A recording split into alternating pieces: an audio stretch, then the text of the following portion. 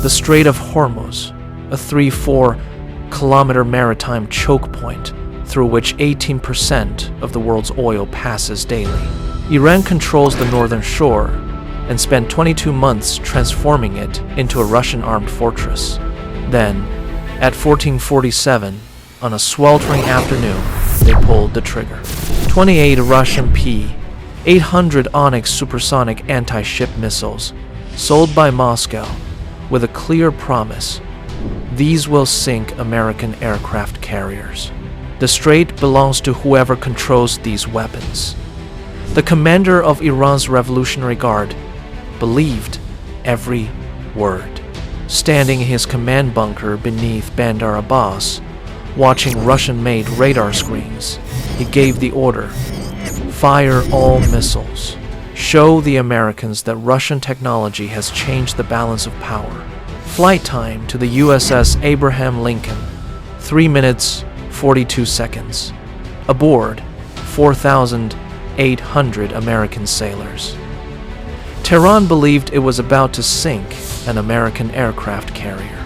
Moscow believed its missiles would prove Russian superiority. Both were about to learn that firing on an American aircraft carrier isn't an act of war. It's an act of suicide, with a built-in timer. Welcome to Border Watch Daily, where we explore the events that redefine military strategy. Today, we're going to reveal how a supposedly perfect ambush transformed into total disaster. This is the story of what happened in the next 34 minutes. How Iran, armed with Russia's most advanced anti-ship missiles, attempted to close the strait. How Moscow guaranteed its weapons would work. How Tehran pushed the button, and how the United States turned Iran's perfect ambush into an absolute catastrophe. For 22 months, Russia had transformed Iran's coastal defenses into what Moscow called an impenetrable missile fortress. 6 mobile Bastion P coastal defense batteries were positioned along 70 kilometers of Iranian coastline. Each was armed with 4 P-800 Onyx supersonic anti-ship missiles, designated by Russia as carrier killers. Their range was 300 kilometers, their speed Mach 2.5, and their warhead weighed 250 kilograms. Their sea-skimming flight profile was designed to evade radar until the final seconds. Russia had deployed specialists, fire control technicians, radar operators who trained Iranian crews, and military advisors who conducted simulations showing how coordinated strikes would overwhelm American defenses. At the handover ceremony, Russian contractors made explicit promises. If you fired 24 missiles simultaneously from multiple angles, American Aegis systems will be overwhelmed. This is a mathematical certainty. At least 8 will penetrate. A single hit disables a carrier, 3 sink it. With 28 missiles, you have an absolute probability of destruction. Admiral Alireza Tangiri, commander of the Iranian Navy, believed every calculation. In briefings with the supreme leader, he had presented his argument. Russian technology will prove that American aircraft carriers are not invincible. As soon as their carrier enters our engagement zone, we can destroy it. This will give us control of the strait. The plan: wait for an American aircraft carrier to enter the strait, track it with Russian radars, and at optimal range, fire all 28 missiles simultaneously to overwhelm defenses by sheer volume, exactly as Russian doctrine prescribed. On paper, and backed by Moscow's tests, it seemed a mathematical certainty. In reality, it was about to become the most devastating defeat Russian anti-ship missiles had ever suffered. The USS Abraham Lincoln Carrier Strike Group entered the Strait of Hormuz at 7:45. This nuclear-powered supercarrier, with 90 aircraft on its deck and 4,800 sailors aboard, was escorted by 4 Arleigh Burke-class destroyers and 2 Ticonderoga-class cruisers. It was a calculated passage through the most dangerous waterway on the planet, where American naval power meets Iranian territorial pride, and where Russian weapons were about to be tested against American defenses. Captain Sarah Mitchell commanded the Abraham Lincoln. Before entering, she briefed her crew. Iranian radars will track us. Russian advisors will calculate firing solutions. Tehran will issue threats. Our job is to complete this transit professionally and be ready for any eventuality. Imagine the tension. 4,800 American sailors navigating waters controlled by an enemy armed with Russian missiles specifically designed to sink aircraft carriers. At 11:15, Iranian coastal radar began active tracking, a standard procedure. But at 13:52, U.S. intelligence detected something different. Encrypted communications between Iranian batteries and command centers. Multiple Russian trained units were synchronizing. One phrase sent chills down analysts' spines. Package delivery authorized for afternoon transit. This was not surveillance language. It was fire authorization. At 14:18, 6 Iranian Bastion P batteries went on high alert. Russian radars were active. Russian fire control systems powered up, and Russian targeting computers were calculating solutions. The U.S. Fifth Fleet issued an alert. Captain Mitchell's voice resonated across all frequencies. All ships, General Quarters, Air Defense Condition 1. This is not a drill. Can you imagine that moment? Knowing that missiles designed to destroy your ship are about to be launched. Knowing there are only minutes left before the deadliest weapons test in modern naval history begins. At 14:47, the Iranian Revolutionary Guard Command gave final authorization. 28 Russian P-800 Onyx missiles surged from 6 coastal batteries. Massive rocket engines ignited. 28 supersonic demons launched in coordinated sequence. Each missile immediately accelerated to Mach 2.5, then descended to a sea-skimming altitude. Activated Russian radar seekers locked onto the Abraham Lincoln. This was saturation attack doctrine, designed by the Russians, tested by the Russians, guaranteed by the Russians. Launch enough missiles from enough angles so that defenses would be overwhelmed by simple arithmetic. Flight time, 3 minutes, 42 seconds. In the Iranian command bunker, officers watched with absolute confidence. Russian screens showed all 28 missiles following their trajectories perfectly. No malfunctions, textbook execution. Russian advisors nodded in satisfaction. This was exactly how the simulations had played out, exactly how Moscow had said it would work. One Russian specialist even stated, "Look, the American Aegis system cannot shoot down 28 supersonic missiles in 3 minutes. We are about to witness history." But American carrier strike groups train 3 times a year for scenarios worse than this. And the invisible shield was already activating.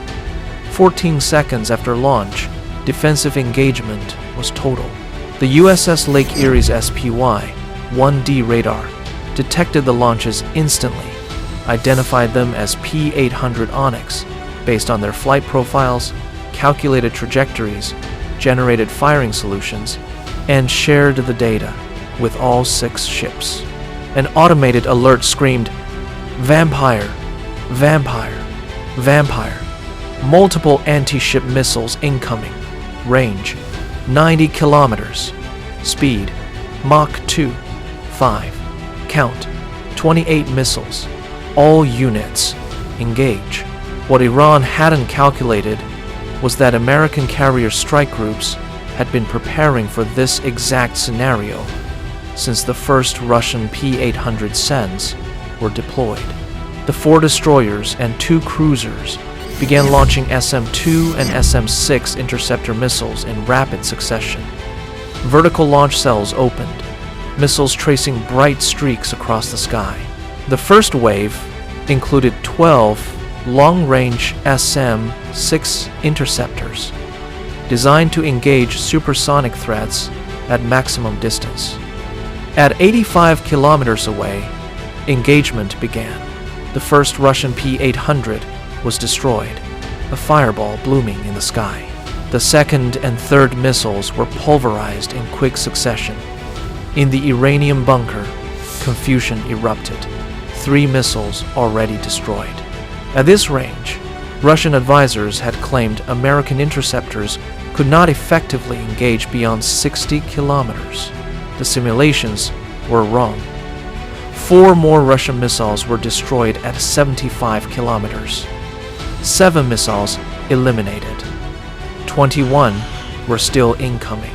At 65 kilometers, a second wave of SM-6S went into action. The 8th, 9th, and 10th Russian missiles were destroyed. Kinetic impact. Pure physics erasing Russian technology. Iranian officers shouted. Russian advisors frantically checked systems. How were the Americans shooting down the missiles with such efficiency? Moscow had guaranteed saturation would work, but the American systems weren't following Russian simulations. They were following American doctrine, written specifically to defeat Russian missiles. At 50 kilometers, 18 missiles remained, still at Mach 2.5, still heading for the Abraham Lincoln. The second defensive layer activated, SM-2. Missiles were launched by all 6 ships. These mid-layer killers were designed for Russian missiles descending to sea-skimming altitude. At 45 kilometers, contact. The 11th, 12th, and 13th missiles were destroyed. At 38 kilometers, the next wave engaged. The 14th through 17th were eliminated. 11 Russian P-800 seconds were destroyed in this single middle layer. 7 missiles remained, all flying sea-skimming, all supersonic, all rapidly closing. In the Iranian bunker, confidence had vanished, replaced by horror. 17 missiles destroyed. This wasn't supposed to be possible. An Iranian officer screamed, "What are they using? How can they shoot down so many?" Russian advisors responded, "I don't know. This defies all our calculations." At 20 kilometers, 7 missiles remained. Their active radars had directly locked onto the Abraham Lincoln. They were now autonomous, hunting their prey. The final defensive layer activated. Evolved Sea Sparrow missiles, hyper-agile short-range interceptors for terminal defense, were launched. At 15 kilometers, contact. The 18th and 19th missiles were destroyed. 5 remained at 8 kilometers. Close-in weapon systems activated. The Phalanx CIWS. These 6-barreled Gatling guns fired 4,500 rounds per minute, radar-guided tungsten shells. The sound was like the sky tearing apart, walls of lead filling the air, tracking Mach 2. 5 missiles with impossible precision. At 5 kilometers, 3 more missiles were shredded. The 20th, 21st, and 22nd. They disintegrated, metallic fragments falling. 2 missiles remained at 3 kilometers. Sailors could see them, incandescent streaks hurtling toward the hull. The USS Lake Erie fired its last 2 SM-2S at point-blank range, 4 kilometers. Contact. The 23rd missile was destroyed. Only 1 remained. The last P-800 Onyx that Moscow had guaranteed as impenetrable. It was hurtling at approximately 2,736 kilometers per hour. At 2 kilometers, 8 seconds from impact. The USS Lake Erie's Phalanx engaged with 320 rounds in 2-1 seconds.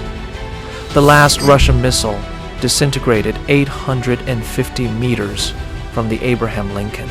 Its fragments harmlessly splashed into the water. The engagement ended. 28 Russian missiles launched, 28 destroyed. 0 impact, 0 damage. All 4,800 sailors were safe. Captain Mitchell's expression never changed.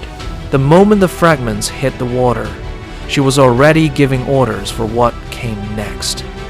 At 14:51, 1 minute after the last missile was destroyed, the counterattack began, not with discussion, but with overwhelming, immediate force. 6 B-1B bombers already airborne received targeting data. Every battery that had fired, every radar that had tracked, every bunker that had coordinated was targeted. At 14:53, the B-1Bs released 96 JSM cruise missiles. At 14:55, the Abraham Lincoln launched 24 farads per ampere 1-8S, armed with precision munitions. At 14:57, the destroyers fired 48 Tomahawk missiles, a total of 168 precision weapons targeting Iranian facilities along 70 kilometers of coastline. At 15:02, the first wave struck. 6 Iranian Bastion P batteries were annihilated in synchronized explosions. Mobile launchers were destroyed. Russian reload missiles detonated. 4 radar installations were eliminated. 2 command bunkers collapsed. At 15:08, the F-A-18S arrived for damage assessment. What they found: total devastation. Every battery destroyed. Every radar offline. Every command facility in flames. At 15:21, 34 minutes after Iran fired the first missile, the operation was complete. Final tally: Iranian losses: 6 Bastion P batteries destroyed, 28 Russian missiles destroyed before reaching their target, 8 radar installations eliminated, 4 command bunkers collapsed, 940 casualties, 3 Russian advisors killed, and 8 billion of Russian equipment destroyed. American losses: 0 ships damaged, 0 aircraft lost, 0 casualties. The Abraham Lincoln completed its transit through the Strait, never slowing, never deviating, never straying a single degree. At 14:47, Iran fired 28 Russian P-800 missiles at the USS Abraham Lincoln. Moscow had guaranteed success. Tehran believed them. At 14:50, 3 minutes and 42 seconds later, all 28 missiles were destroyed. 0 impact, 0 damage. By 15:21, 34 minutes after the first launch, 6 batteries were destroyed, 8 radars eliminated, 4 bunkers collapsed, 940 casualties, 8 billion of Russian equipment in flames. Complete American victory. Total Iranian failure. Absolute Russian humiliation. The Iranian commander's message to the supreme leader was unequivocal. The Russian missiles completely failed. All 28 were destroyed. The Americans shot them down like practice targets. This statement speaks volumes about the effectiveness of Russian anti-ship missiles against American aircraft carrier defenses. Today, the Abraham Lincoln continues to operate in the Persian Gulf. The Strait remains open. Iran's coastal defenses remain destroyed. Iran learned that Russian weapons cannot sink American aircraft carriers. Tehran learned that firing on the U.S. Navy triggers overwhelming retaliation. Moscow learned that selling weapons with false guarantees destroys credibility. 28 missiles launched, 28 destroyed. 34 minutes from attack to absolute victory. Never fire on American aircraft carriers. Never trust Russian guarantees. Never